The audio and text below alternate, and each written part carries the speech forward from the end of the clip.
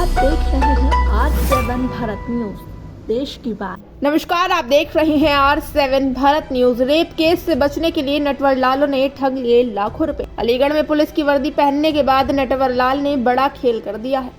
मनगढ़ंत rape के मामले में बेटे को छोड़ने की एवज में पिता को वीडियो कॉल करके 3,99,000 रुपए नटवर लाल के द्वारा ठग लिए गए हैं। पीड़ित के द्वारा बताया गया है कि एक पुलिस की वर्दी पहने हुए एक युवक का वीडियो कॉल आया और जिसमें ठगों के द्वारा पुलिस की वर्दी पहनने के बाद पहले पिता को कॉल की, उसके बाद में उसके बेटे को रेप केस में फंसे होने की बात कहते हुए ऑनलाइन के माध्यम से उससे 3,99,000 रुपए की ठगी कर ली। पीड़ित के द्वारा साइबर सेल थाने में आरोपी के खिलाफ शिकायत पत्र देते हुए कार्रवाई की मांग की गई है।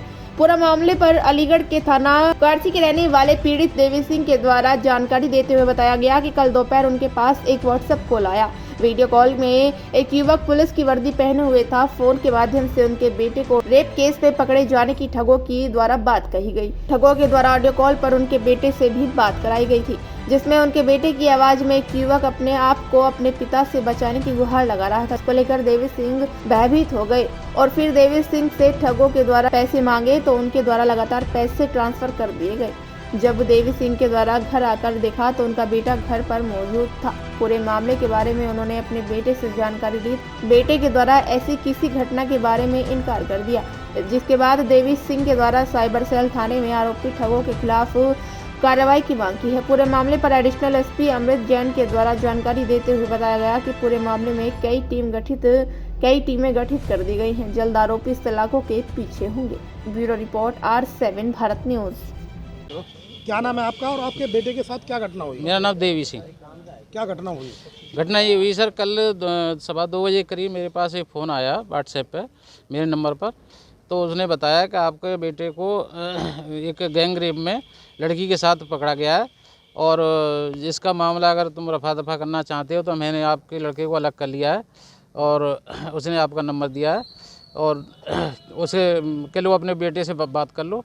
तो बेटे से बात कराई है तो बेटे की आवाज़ में बिल्कुल ऐसा कि पापा मुझे कैसे भी छुड़ा लो, तुम मुझे गलती हो गई है और ये अब आगे ऐसी गलती नहीं करूँगा। तो कि अब ऐसे मामले को रफा दफा करने के लिए आपको कुछ खर्च करना पड़ेगा। मैंने साहब कितना खर्च करना पड़ेगा कि करीब 1 लाख रुपये देने होंगे आपको। मैंने साहब 1 लाख रुपये तो मेरे पास हैं भी नहीं, मैं कहाँ से दे दूँगा अभी। तो मैं कौन से थाने से, थाना वाना छोड़ो, तुम पहले उसकी बात करो उसे, आपके मामले को यहीं रफा दफा कर देंगे हम। तो मैंने कहा मेरे खाते में तो 20,000 रुपये हैं, उसे मैं दे सकता हूँ। तो फिर बोले कह रहे 20 से कोई क्या होगा, तुम ज़्यादा पैसे पूरे करने पड़ेंगे 1 लाख। मैंने कहा मेरे खाते में 44 हज़ार रुपये हैं, मैं वही कर सकता हूँ बस। तो अच्छा चला ये डालो और मैं कैसे करोगे पैसे, गूगल पे से करोगे, फ़ोन पे से करोगे? तो मैंने कहा सर मैं चला नहीं जानता ये कुछ भी, तो मैं तो बैंक से खाते से ट्रांसफ़र कर सकता हूँ सर। तो कहा आपका PNB खाता? मैंने कहा हाँ मेरा तो PNB खाता है। तो उन्होंने कहा चलो मैं नंबर दे रहा हूँ, इस खाते में नंबर में आप पैसे ट्रांसफ़र कर दो। तो उसने नंबर दिया, एक संतोष कुमार का नंबर दिया पहले कि इस नंबर पे PNB का ही खाता है इसमें, और ये जब हो जाए मुझे अभी 5 मिनट में जल्दी बताओ, ये करो, और फ़ोन मत काटना ना, फ़ोन उठाना किसी का। हाँ कि आपके लड़के के जीवन का सवाल है और ये अब बार लड़के। फिर क्या हुआ? फिर वो पैसे मैं उसमें 44,000 ट्रांसफ़र कर दिए। उसके बाद फिर मेरे पास कुछ पैसे, मैं जहाँ काम करता हूँ उनके पैसे थे तो 3 लाख रुपये, 3.5 लाख रुपये उन्हें मैं जमा करने गया था बैंक में। तो पैसे थे ही, मैं जमा नहीं कर पाया जब तक। तो फिर मैंने उसके बेटे के उसके चक्कर में मैंने कि बार फ़ोन करा रहे लड़के से कि बेटे दे, बेटा तेरे पापा पैसा नहीं दे रहे हैं, हम तो अब तुझे भेज रहे हैं। कितने पैसे डाल दिए आपने? मैंने डाल दिए सब करीब 4 बार में डाले। एक बार 55,000 डाले, फिर 1.5 लाख, फिर 80,000, फिर 70,000, ऐसे करके टोटल कितना अमाउंट डाला? टोटल 399 हो गया। 44,000 मेरे खाते में थे पहले से। क्या पता चला बाद में आपको? बाद में ये पता चला, फिर वो उसके बाद में डिमांड करने लगे कि वो लड़की के पिताजी को हम लेके आए हैं और ये इससे बात कर लो, ये इसके दवाई गोली का पैसा और देना है। तब मैंने कहा उससे, मैंने कि अब तुम मेरे लड़के में गोली मार दो, मेरे पास पैसे नहीं है। तब फिर उसने तो ही फ़ोन काट दिया। नहीं तो एक चीज़ बता, जिस बीच में आपसे बातचीत हो रही, क्या अपने लड़के को अलग नंबर से कॉल करनी? नहीं कॉल उसने फ़ोन मत काटना, नहीं तो मैं कुछ नहीं कर पाऊंगा, ये हो जाएगा वो हो जाएगा, मतलब ऐसे धमकाता रहा मुझे। तो पुलिस बन के ठगी की है? पुलिस बन के, बिल्कुल पुलिस की वर्दी में फ़ोन कॉल था, उसका फ़ोटो भी है ऐसे एक मेरे पास। हाँ उसमें वर्दी में थे दो आदमी का ऐसा एच ओ साहब आ गए, इनसे बात कर लो, ये कहेंगे कि मुझे 3 लाख रुपए दिए हैं मैंने इनको।